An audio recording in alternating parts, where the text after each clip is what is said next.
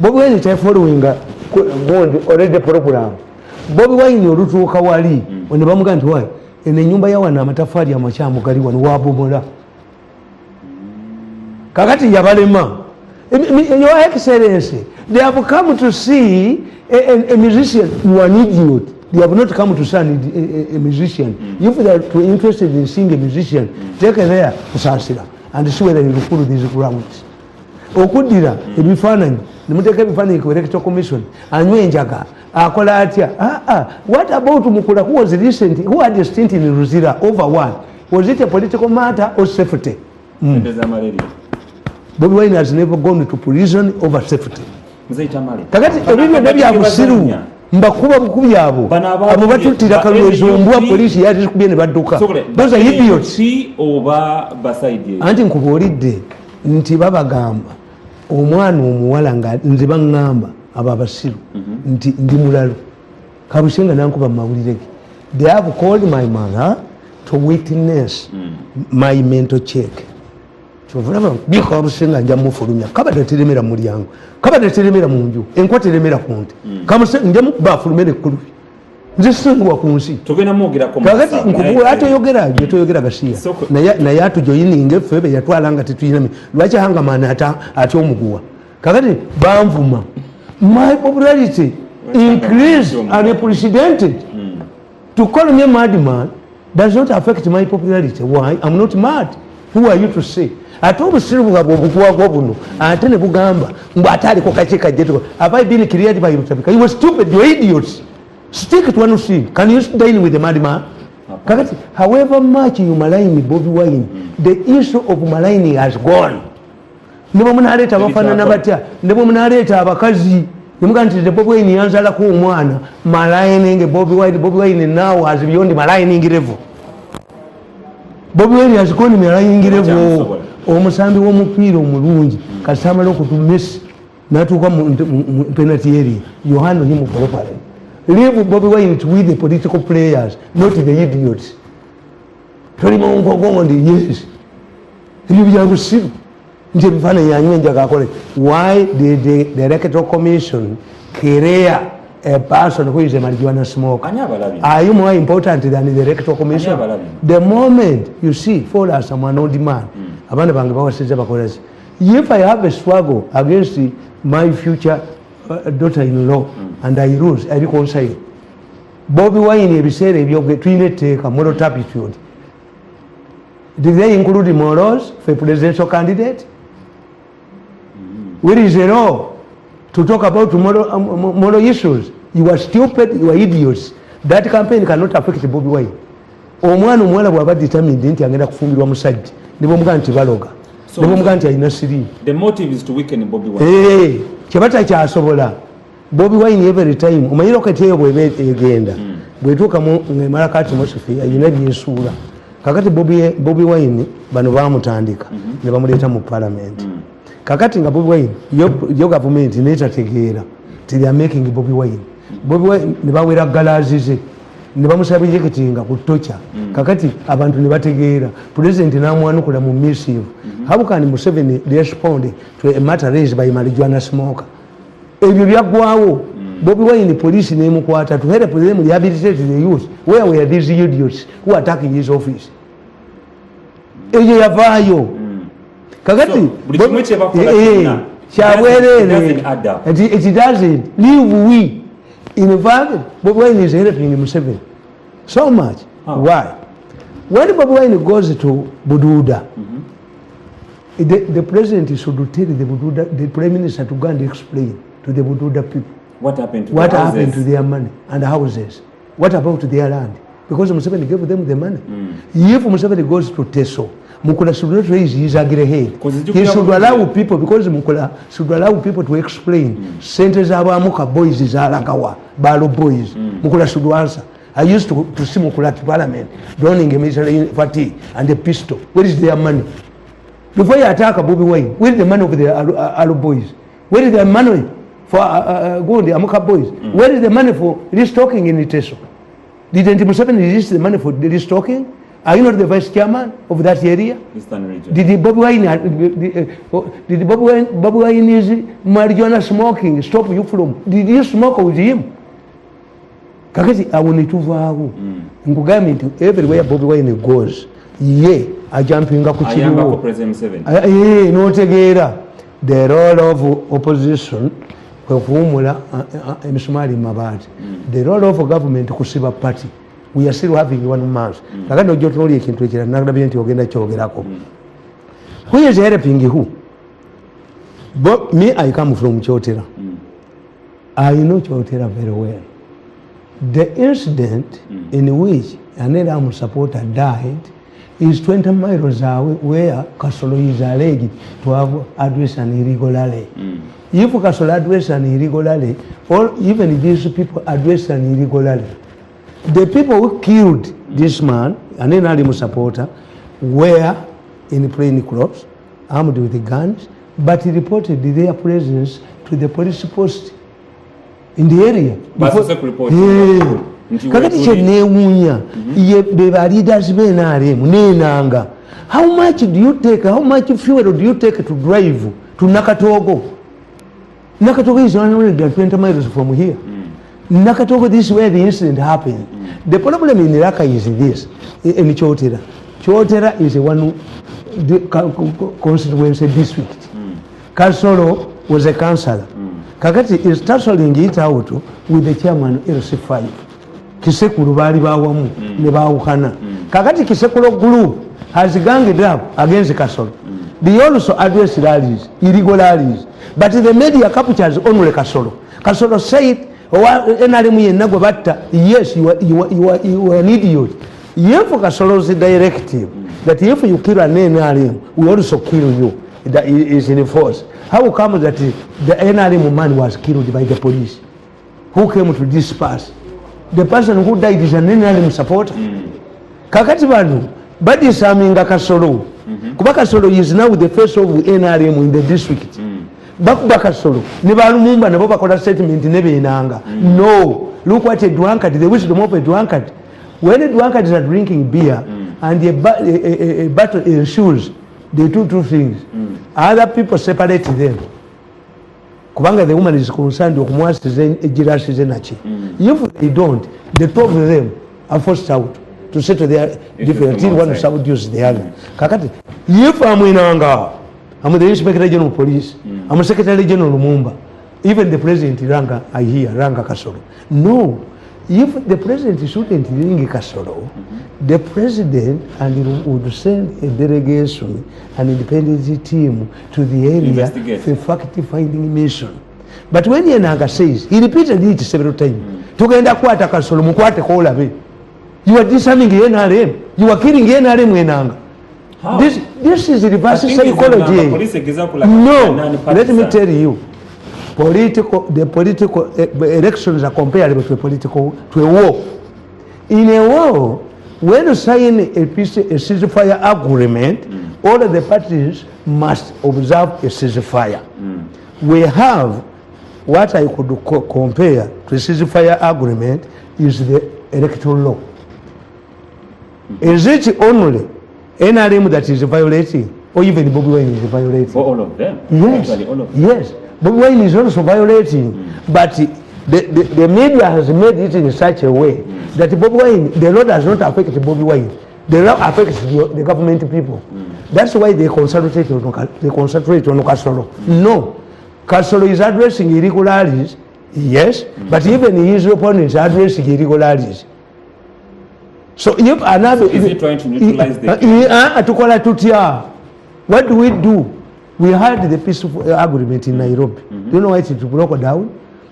Museveni insisted that Okero's soldiers should stop killing the people, which Okero could not do. Museveni moved his soldiers to Katonga and the cut of Uganda into two parts. Okero came back protesting, I cannot preside or attend peace talks when Uganda is divided into South Korea and North Korea. Museveni went ahead. Narunda government ya Chigongo. And eventually peace talks zagwa. The Kenyan soldiers who were supposed to be peacekeepers came back and went back because the agreement was violated. In this case, the first offenders were NRMs. Yes, mukamyufu kabwe ba violating a law. This professor, I hear that he teaches BA flat. Tango Doi. Tango Doi, I don't know whether Tango Doi is a lecturer, is a professor of political science. I doubt. What am I doubting? Yes, I'm doubting. The way he does things. The problem was created by Tango Doi.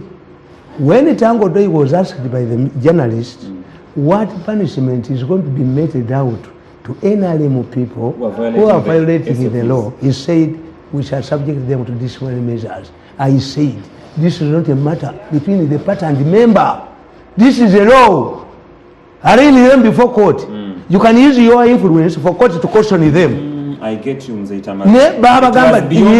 It was beyond the party. Wow. Kakati, when the NRM violated the ceasefire, this one was also got advantage. And the police is caught up. It means, I'm telling you, the Inspector General of Police is not in charge. Every DPC has his orders. How can a DPC of Umbalala, I doubt his academic credentials? How? Where do you find in history a passenger charged for a crime committed by a driver? Amriyat was a passenger. The man was riding a border was different. Who would we see in the court? You need a promotion. Why don't you go? Take this money of Umbalala. Take this money of Umbalala for a traffic cost. I will pay the money. You, the police, does not have the money to take this man. The elementary traffic management. Where do you find it? And I see lawyers keeping quiet. A lawyer? The passenger. I will say. Kwa musajja driver bwanaddukanga nadduka nga bakwata tikadde mu taxi osi DPC Mbalala oye ju he needs a promotion. He needs a course in elementary trafficking management. Tubalabye lwatu nga olaba DPC w'ekitundu olaba RPC wa region nga ye mwenye tasola kola decision abera ku yes because they have failed to follow the rules. What does the electoral law say? It would have been saturated to all the DPCs, but because the DPCs are under the influence of the local mafias, Bobi Wine can address a rally in Luwucha. You see, there are two things you don't know. When your rally flops, before you address a new one, you must go back to the electoral commission to change your calendar. Where did Bobi Wine get the permission to go back to Luwucha? Abaina okudda mu electoral commission bamending roadmap. Yes. Wow. Two, if Bobi Wine was moving with these wanted Kanyamas, did the police need the enforcement?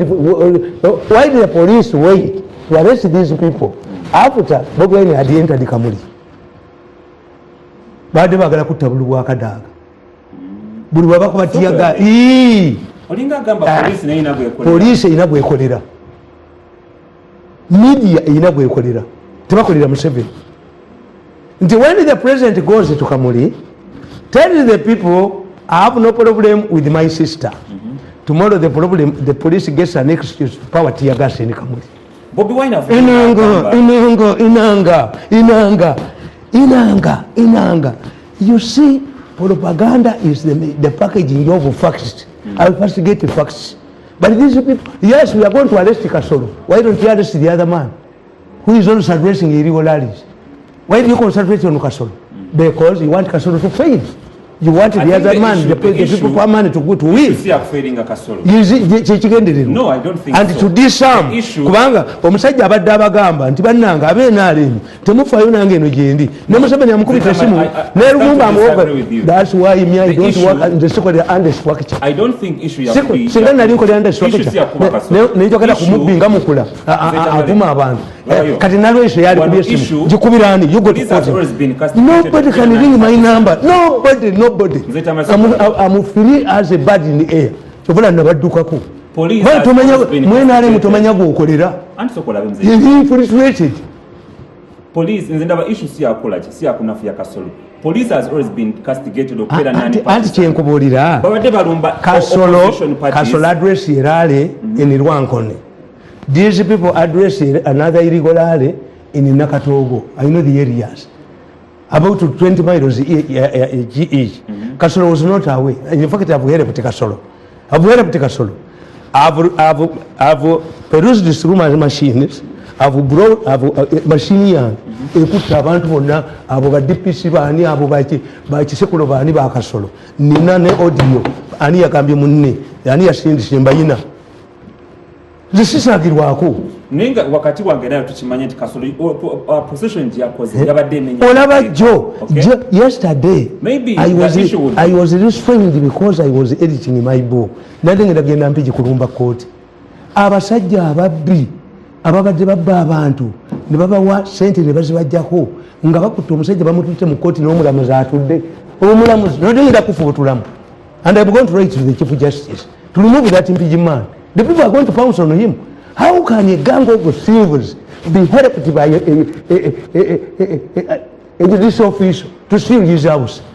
Bamwadde said, wano nabawanera nga ngenda makindi kubakubirayo nga badira emmotoka ne bagisiiga langi endala using court officials. Omulamuzi bwe yawulira nti njogedde wano omusango n'agwevuga nadduka singa nakusangawo. Let us use mob justice if the judicial fails. How can a judge sit, a magistrate sit with a group of thieves who would be arrested? Kabati mze mbagamba no it takes two to tango. Enanga should understand enanga. Let me buy fuel for you. You got to anti nedda bombi baviolatinga Kasolo group anti enanga jeye ekintu kimu akuba Kasolo. Issue si yakuba Kasolo Tamale. We are called Kasolo to make a statement. No, make also the other people. Your opposition people who are also intimidating people in my constituency. Otherwise, I will go there and create more trouble for you. Be impartial. Yes. And you see, mutamanyi nabagamba wano kana kataba nakawandika ddi nakawandika ngenabo written on Monday 25th November 2013. This book is a personal gift to myself to mark my birthday. Nazali wabiri mutano. Nkugamba nti NRM kale nakuandika 2013 nembaga nti NRM bagikubya propaganda. Mu propaganda tulina ebigambo bisatu: reverse psychology, ekubaba n'obamalawo; deception, ekubaba n'obamalawo; amini yayogera nganye imperialism. Imperialism kitegeeza nti omuntu addira obwongo bwe n'abunaaza n'omuntu yanga kyakola kyekituufu. Akoza obwongo. Kakati bino nabaga nti luupu abamawulire enzanya gye babazannyamu abo abamawulire bemuyita bemuwa sente kati kasunze kazzeeyo bwagenze ne bubba omusajja $2 billion nabukuba nabubajjako polopate zaabwe nabujjako nabukuba ate nja bukuba nnyo bwabbye sente zaffe eza dadi era bukuba mbumalewo nene bukuba budduke kati kadduse kagenze wa Bobi Wine kubanga eno zikalemye okubba akawagira Bobi Wine kabadde kayise mukula batuule bombi mukula bwe namukubye mukula yabaga nti abanga omusajja ndabye nga nzija nzizeeyo nkugamba the role of the media propaganda as a tool of destruction and deception webazenyera bano benanga yes nkugamba the role of the media is to create mu 2013 webali bakubira mu 7 mu 2016 nakugamba the role of the media was to create deception protect Mbabazi's allies as if to cover or justify their ambitions and cover corruption deals. It has been the role of the Mbabazi allied media like Kabushenga to detect where there is money. They also create negative stories about their targets and isolate them from the public. When they sense that they are likely to lose a lucrative deal to their rival, they subject him or her to negative propaganda in order to lose the deal. This explains why ministers allied to Mbabazi are very wealthy, kati Mbabazi mujemu, because their corruption scandals are never exposed to the public. Kasabategera nti awaliwo sente gaba kujjawo. Nassali, a woman who presided over a project over $100 million. No muvunana mbu yabye million 35 no mujja mu chifu naba mutwala mu kangaroo court ya. It is a corruption court. It stinks corruption. It is not an anti-corruption court. Omukazi abadde mu ministry ya gender ne baleta sente okuva ebweru foreign money ne bagala bazibbe basibaye bakulemu ennyumba. The woman was arraigned before the anti-corruption court. Omukazi abadde mu gender gwe bagobye omusoga gye bakutwala ne bakusiba ono naye tuyinza okumobilizinga abantu ne bagirumba ne banno ne bagiddukamu. It is not an anti-corruption court. It is a corruption court. It is a kangaroo court. The case is not proceed. Court is able to proceed. Kasaba kutwala yonge ekifo bakitwala nga sente bazibba. Kabaka we. I can enumerate 100 cases. Nkugamba. Another role the media plays in this plot is to aid deception. Deception has been used maximally. Mbaba's allied media would always shift the debate from the real issue to something else to confuse the public. For example, when Dr. Kizza Besigye launched his Walk to Work crusade, police asked him to notify them. However, media changed this to mean that the government did not want Dr. Besigye to address political rallies. They were different. It applies to Bobi Wine. The government is not preventing Bobi Wine from addressing rallies.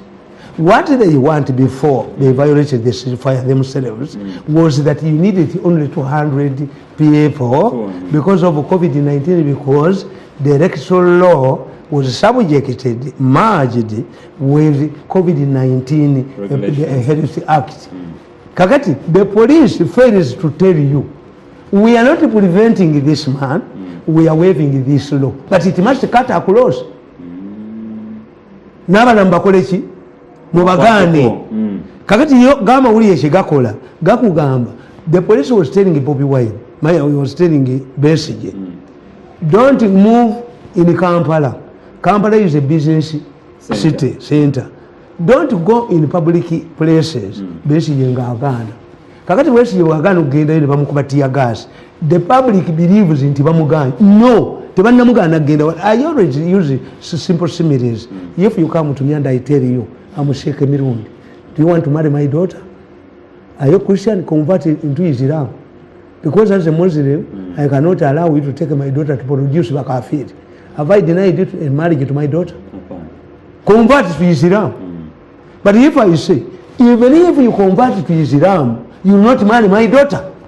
If Bobi Wine is in Rwanda, you want to address rallies in designated areas, is there a quarrel? Constitutional Square was declared a free place. Kayogola was approached by the Barokole, Nebamugamba, Twagalo Kuba Holale. First lady again, Mugenyo Kayogola Yagan, this is not, police cannot allow you.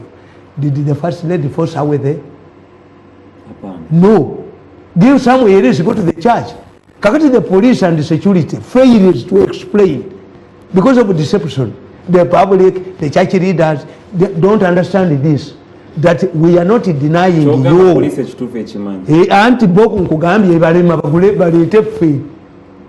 deception.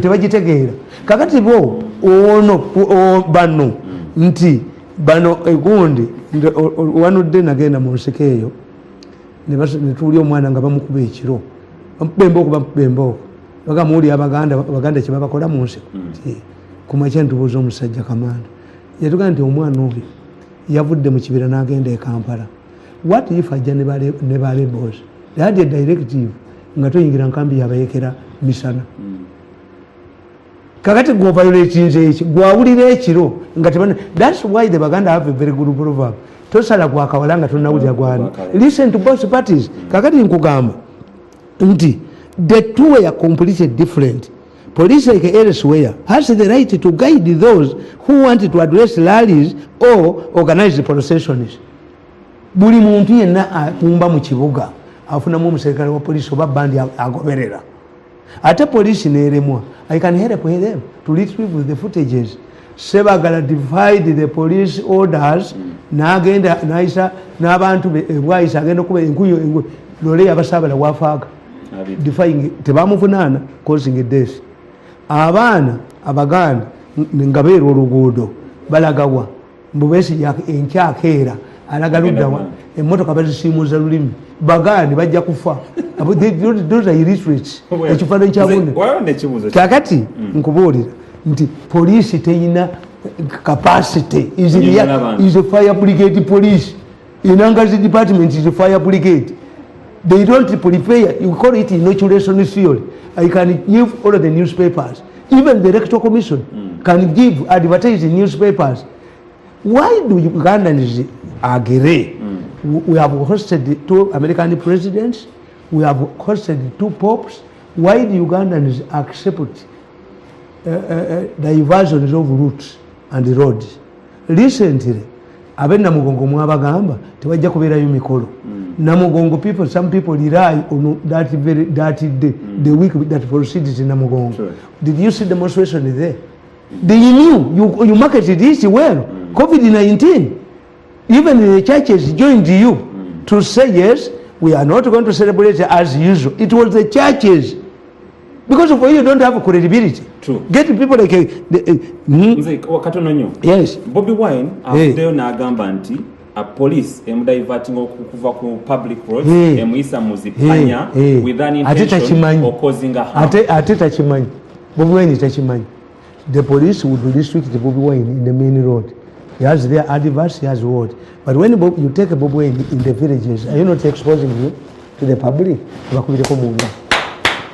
Police chekola yefumita mu I cannot if Bobby Wine will encourage them. Why were these people fighting tooth and nail to switch me off on every media institution? They knew that give Mirundi permission, he will destroy us as I have done. The mafia fellowship is no more, but it includes who is who. That's why Mwenda said this man does not have machines. That's witchcraft. I do have witchcraft. And why you have both? He tested it. Mwenda know what Mwenda yatomera embizi eyina amayembe motoka yinagimalawo. Mwenda akugamba omusajja mu rugo ate nanda bange yatulaba mu motoka fenginga njimu nayo natutudde tunyumya nabuze human what are you looking for in my car kakati atagenda okulaba natomera embizi eriko amayembe motoka ya $5,000,000 negwawo tekuli insurance bwoba mujja mu ddwaliro bwamutwala mu ddwaliro yasanga ntudde ku kitanda nakwata ekitanda kinyweza ndi wuyo musajja mulaba yabanyumizizza neggolo nenseka with the witchcraft that one is not that man does not joke with the witchcraft the man is a witch. So n'abagamba mbwezo bagambye Museveni bagambye mbu Museveni ebyuma yabireeta mbu atusikeyalinga anaatukola ki every time he says I will crush the opposition. I will crush the opposition. That's why we fear Mirundi. Mirundi moves with the hammer and he can smash you. Katononyonga tugenda mukumulako. Kakati Bobi Wine bamukolera. Okumutwala mu nsiko bamukolera. Omugole omumpi ayambala kakondo. To be seen by the public. People struggle to see the mugole. But when he's going to fetch water the next day, bali bagala mugole omugole abeera ku raised platform kati Bobi Wine bamujja mu trading center gye bamumanyi ne bamutwala mu byalo ani gwe batwala yo katono nnyo nga tugenda mukumulako polisi ju mzeta mali nga tugenda mukumula Bobi Wine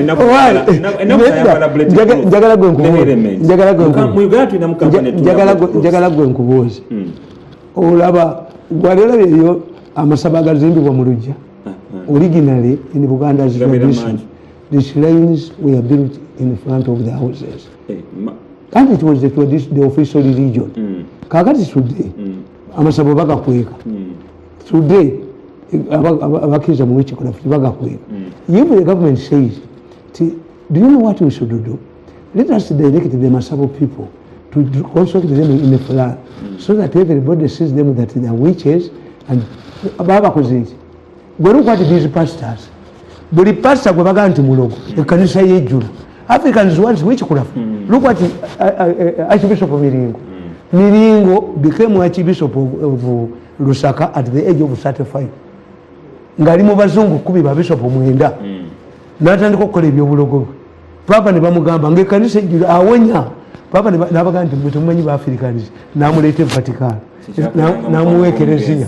Ne ekereziya nga abazungu tebajejjulamu okubalogolola. It was until Emmanuel thought that he could get a church of his own, the Reformed Catholic Church, which failed. Attracted the media, but he's in America. What was making him was a rebellious bishop in the Vatican. The moment the Pope deflocked him, he failed. Kasi yenkubuuza Bobi Wine omuyisa mu byalo si yafunamu yafunamu kubanga abantu bategeera bajje muba mumanyi olete if you are looking for new converts to convert to Islam, do you go to the mosque or away from the mosque? Onoonya abasiraamu abantu abanayingira obusiraamu obanoonya mu muzikiti polisi oye polisi juu.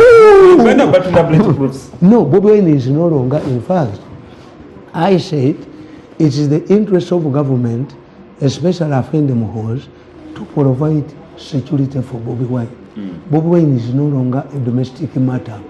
Bobi Wine is an international matter, a global matter. That's what Mukula doesn't know. If Mukula dies today, whether in an accident or is shot dead, cannot cause us chaos. Bobi Wine can cause us chaos. Cowardice, you see cowardice. Targeting Bobi Wine is a wrong option. And I told you, Museveni does not believe in political assassinations. Nobody, nowhere has an opponent has been assassinated and the government survives. Nabaga nti Philippines, Marcos yali akkiriza political reforms. Nakkiriza ne opposition leaders bakomewo. On years away from USA, our queen was assassinated at Manila International Airport. What happened? Government to survive, Marcos was helped by American Marines who landed in his state house in an helicopter. What followed up? An angry mob went and collected his wife from the kitchen and was sworn in as the next president. Marcos fled.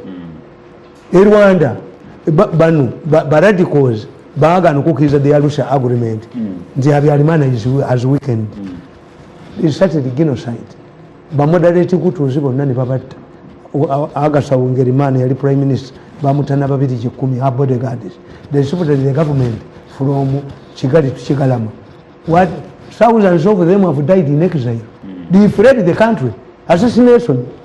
What about Rakiduku Ferdinand, who caused the First World War? As political assassination don't help. Therefore, may I praise the government, and if it was an initiative from the president, Bobi Wine is an opponent who must be treated very well like a Moko.